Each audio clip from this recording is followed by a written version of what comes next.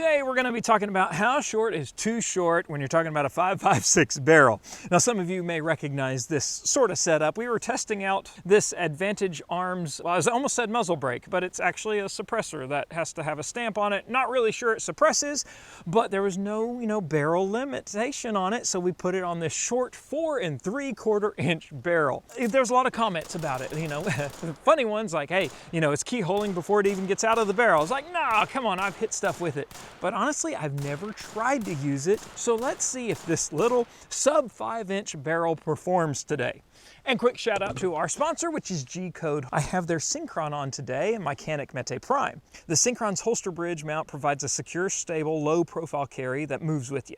It rides high, stays out of sight, and the semi-flexible bridge pulls it to you, so it's maximum comfort and concealment. Of course, it's RMR ready, has adjustable tension. If the bridge mount's not your thing, you can use a paddle or a belt slide, or even better, G-Code's RTI, that rapid transition interface. It's really neat because you can instantly slap it on a paddle or a molly or a drop platform, or even put these mounts on your bed, car, or desk, so you can just clip your holster to anything. G-Code has more than just holsters too. You can look at magazine carriers, belts, bags, packs, plate carriers, and even more. Use the text G-Code 10 to save over at tacticalholsters.you-know-what. The barrel itself, we said it's a 4 3/4 inch, but when you put a 5.56 in there, we only have about 2.5 inches of barrel rifling in front of it. Now this is a 1-in-7 twist from KAK. I can't believe they make one this small. It takes a micro pistol gas tube there, and you even have to modify your gas block because of the angle of that teeny tiny short gas tube. But I will say one thing, it runs great. Very surprising. But how accurate is it? Let's figure it out. I originally bought this because we tested a super small suppressor from Whip Machine and Tool. This is their 223, but this little guy up here, we'll give it a run today. All right.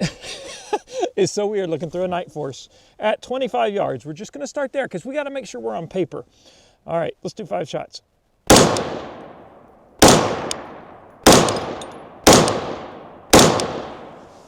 A minimum velocity of 1,567, maximum of 1,600 feet per second, extreme spread of 33, and okay, that's good. I was thinking about 1,500 feet per second. This is 75 grain Hornadies, though. The comments were right. We are keyholing. We have 3 keyholes. Okay, that's a half keyhole. These 2 are pretty straight. The target itself is a little crooked, but yeah, that's definitely a keyholing, and that's keyholing way off to the right. Let's try it without that little bitty suppressor and see if it makes any difference. We swapped cans to the Whip Machine and Tool. It's got to be quieter too, but I'm still double muffed because this thing's just scary. 5 more shots.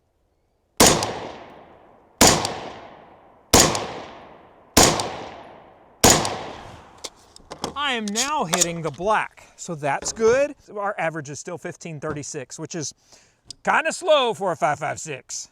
No, those are keyholing too, but they're more zeroed keyholing. I can't believe it. So yeah, these look sideways. That one's half sideways, and these 2 are straight. We have about a 3-inch group at 25 yards, so that's like a 12 MOA gun. This is not going well. In hindsight on that target though, we had a massive point of impact shift from suppressor to suppressor, but anyway, we're gonna just at least try to hit at 100 yards with a 12 MOA gun. We're gonna see.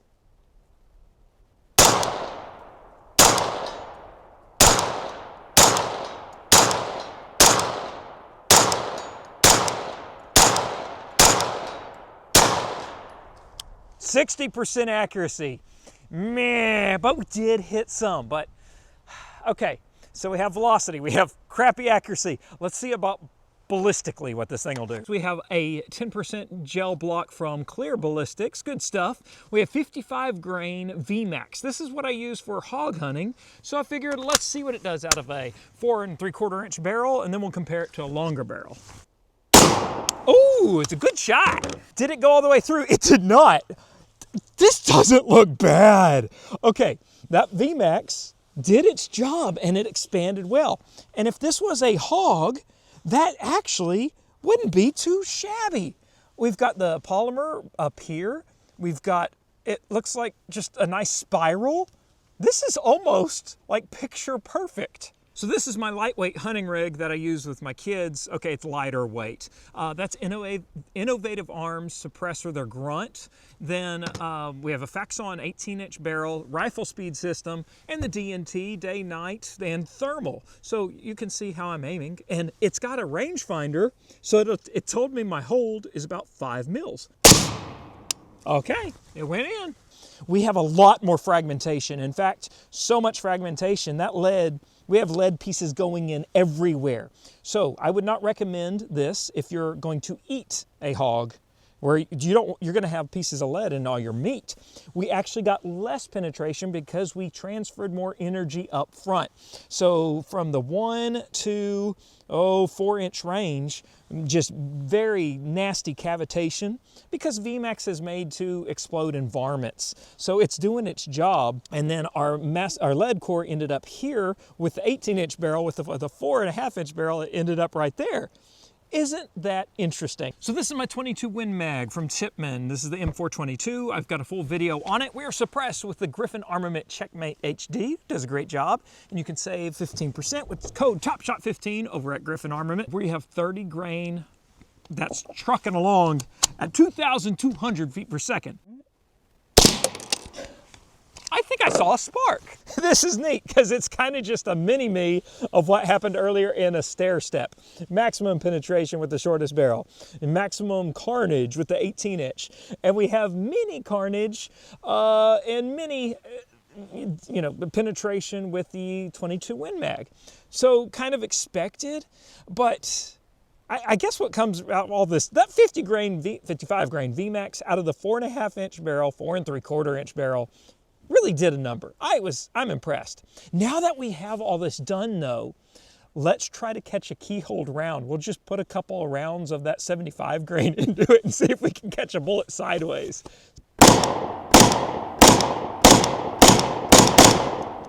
What I'm expecting is everything went straight through like a needle, because there's nothing like a VMAX to expand and transfer energy. And, but what we want to look for is keyholes. That's what I want to see.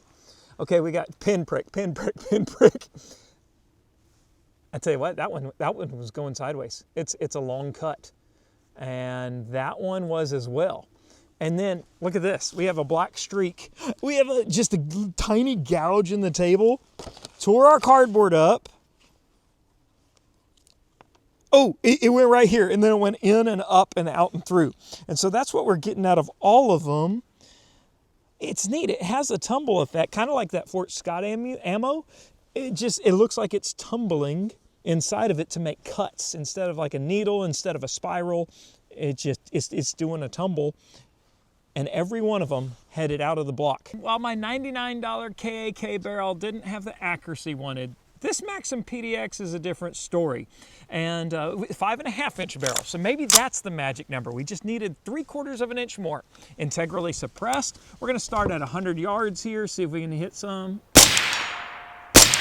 Yep, okay, let's go 160 on that buffalo.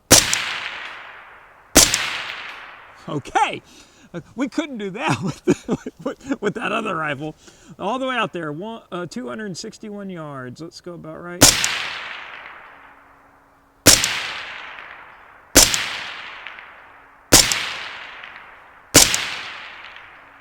5 for 5. We couldn't even hit 100 yards 5 for 5 out of that other one. So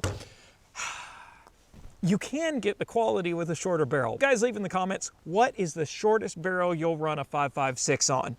I guess that's all for today, guys. Thanks for joining me. Remember, check out G-Code Holsters over at tacticalholsters.you-know-what. Thanks for watching. Okay, bye-bye.